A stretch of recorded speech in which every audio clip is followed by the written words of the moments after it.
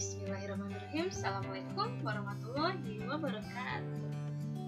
Ya, masih di matematika. Kali ini kita akan membahas tentang sifat-sifat operasi hitung pada penjumlahan bilangan bulat. Jadi masih di bab bilangan bulat ya. Kalau sebelumnya kita udah ngebahas tentang penjumlahan dan pengurangan, nah kali ini kita akan membahas sifat-sifatnya. Gitu. Oke, jangan lupa persiapkan catatannya. Kalau ada yang ditanyakan, seperti biasa kita bahas di forum ya. Oke, sifat yang berlaku pada penjumlahan yang pertama itu dia tertutup. Apa sih tertutup? Tertutup itu secara umum jika A ditambah A, B, dan C adalah sebarang bilangan bulat, maka berlaku A tambah B itu sama dengan C. Atau dengan kata lain, jika dua buah bilangan bulat atau lebih, kalau mereka dijumlahkan itu akan menghasilkan bilangan bulat juga hasilnya. Contohnya,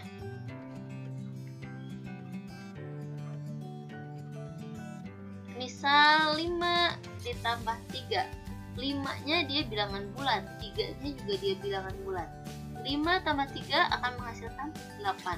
Nah, 8-nya juga dia bilangan bulat. Jadi kalau ada dua bilangan bulat atau lebih yang dijumlahkan, maka hasilnya pun akan menghasilkan bilangan bulat. Itu artinya tertutup. Selanjutnya ada komutatif. Komutatif itu adalah pertukaran. Secara umum, jika A dan B adalah sebarang bilangan bulat, maka berlaku A ditambah B itu sama dengan B ditambah A. Atau dengan kata lain, kalau yang namanya komutatif itu tinggal ditukar aja. Yang awalnya posisinya di depan itu ada di posisinya belakang, dan yang di belakang itu di depan. Hasilnya nanti akan sama. Coba kita buktikan ya. 5 ditambah 6 itu sama aja kayak 6 ditambah 5, gitu kan ya? A-nya jadi pindah ke belakang, 5-nya pindah ke belakang, B-nya pindah ke depan. Oke. 5 tambah 6 itu sama dengan 11. Kalau 6 tambah 5 itu hasilnya juga 11. Terbukti. Jadi, yang namanya komutatif itu tinggal ditukar aja posisinya, tempatnya. Oke. Kita lanjut. Yang ketiga, ada yang namanya asosiatif atau pengelompokan. Secara umum, jika A, B, dan C adalah sebarang bilangan bulat, maka berlaku A tambah B ditambah C itu sama aja kayak A tambah B kurung buka B tambah C. Jadi dengan kata lain, kalau komutatif tadi dia ditukar tempatnya, kalau asosiatif yang ditukar itu kelompoknya dipindah kelompokkan, kelompok dipindahkan. Contohnya 3 ditambah 5 kita kelompokkan, kita kasih kurung, ditambah 6 itu sama aja kayak 3 ditambah, kita ganti kelompoknya 5 dan 6. Oke. Kalau yang ada tanda kurung berarti harus yang tanda kurung dulu yang dikerjakan, gitu kan ya?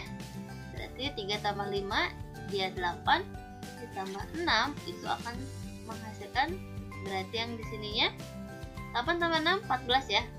Berarti yang kiri itu hasilnya 14, kita cek yang kanan hasilnya 14 juga kan nih. Berarti 3-nya sendirian karena ada teman. Yang dia dikelompokkan berarti 5 tambah 6 jadi 11. 11 tambah 3 14. Oke, terbukti sama. Jadi kalau komutatif tadi ditukar aja tempatnya, kalau asosiatif kelompoknya yang kita tukar. Oke. Selanjutnya yang keempat, identitas. Secara umum untuk setiap bilangan bulat A terdapat tunggal 0, maka berlaku A tambah 0 itu sama aja kayak 0 ditambah A akan menghasilkan nilai A. Atau dengan kata lain, penjumlahan suatu bilangan dengan 0, artinya bilangan bulat kalau dijumlah dengan 0, atau 0 dijumlahkan dengan bilangan bulat, maka akan menghasilkan bilangan itu sendiri. Contohnya 3 ditambah 0 itu akan menghasilkan sama aja kayak 0 ditambah 3 kan ya. Nah, identitasnya 0. 3 tambah 0, 3. 0 tambah 3, 3. Nah, 3 sendiri ini itu adalah bilangan dianya. Bilangan itu sendiri. Gampang ya? Oke, kita lanjut. Yang terakhir, ada yang namanya inverse. Secara umum, untuk setiap bilangan bulat A, terdapat bilangan bulat tunggal negatif A, maka berlaku A ditambah negatif A itu sama dengan negatif A ditambah 0, itu akan menghasilkan 0. Jadi, kalau yang tadi identitas itu ditambah dengan 0 gitu kan, agar menghasilkan dia sendiri, kalau inverse itu adalah kebalikan. Nama lain inverse adalah kebalikan.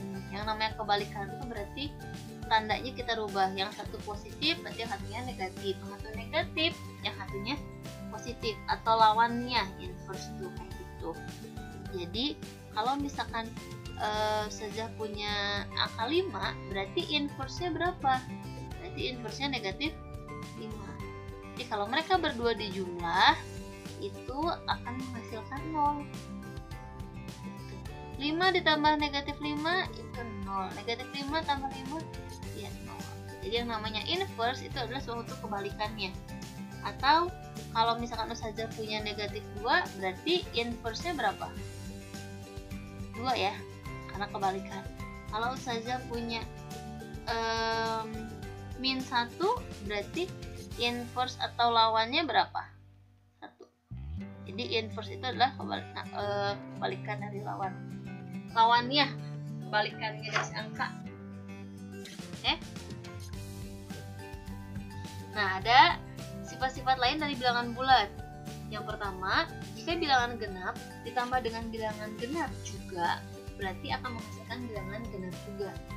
Jadi kalau kalian punya bilangan genap, bilangan bulat genap, misalkan 8, kalau ditambahkan dengan bilangan keduanya genap itu kemarin 2, 4, 6, 8 seterusnya ya. Kalau kita jumlahkan dengan 4, berarti akan menghasilkan 8 tambah 4, 12. Kalau kalian cek satu-satu, pasti dia akan menghasilkan bilangan genap juga. Jadi kalau dua bilangan genap dijumlahkan, itu hasilnya bilangan genap juga. Oke. Yang ketiga, jika bilangan pertamanya ganjil dan bilangan keduanya ganjil, berarti akan menghasilkan bilangan genap.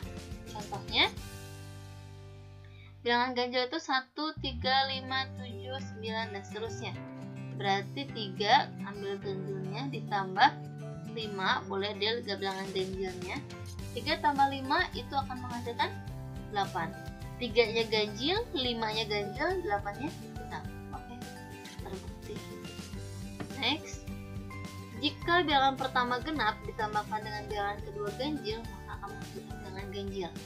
Bilangan pertamanya genap, 2, ditambah bilangan keduanya ganjil, 9. 2 tambah 9, 11. 11 termasuk bilangan ganjil. Terbukti.